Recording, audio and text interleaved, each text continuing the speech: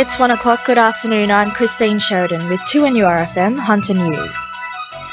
Compensation for Williamtown residents suffering from the toxic contamination spill is still yet to be determined, as Assistant Defence Minister Darren Chester says they are yet to reach an agreement.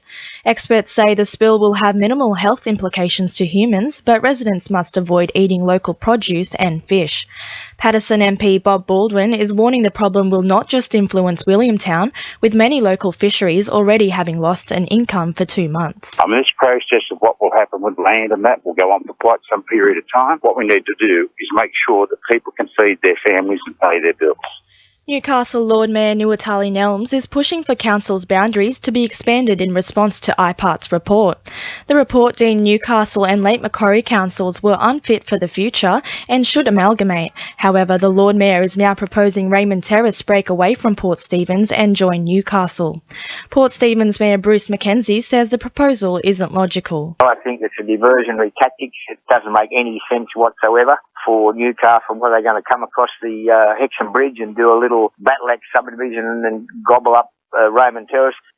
State government's smarter than that. It won't happen. Ever will it happen because Port Stephens, not like Newcastle. Newcastle's been deemed not to be fit for the future.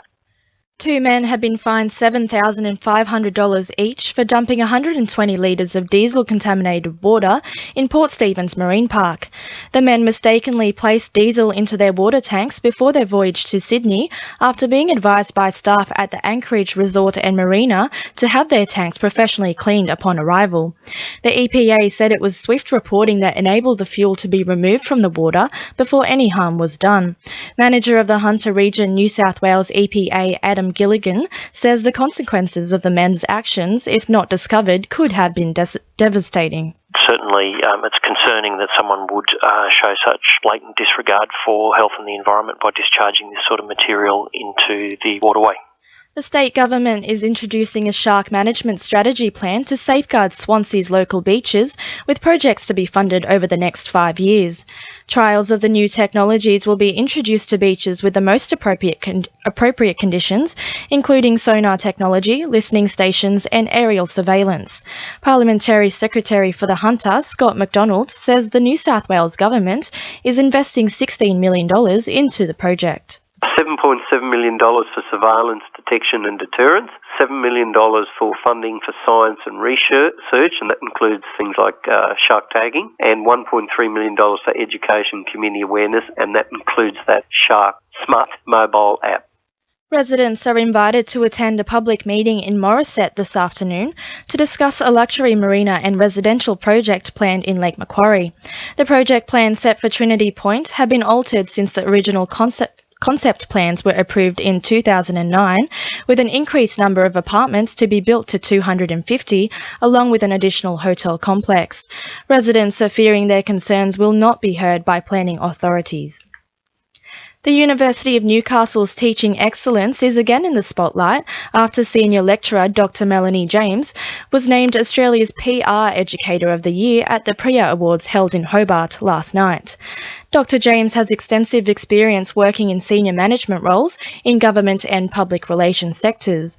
She says the result highlights the calibre of the communication degree at the University of Newcastle. I've been very well supported in the way I've been able to teach, and very well supported by the university with the innovations that I've wanted to put into the courses over the last few years. And I think, it's testament to the commitment of the staff in our school and the university's commitment to a great student experience.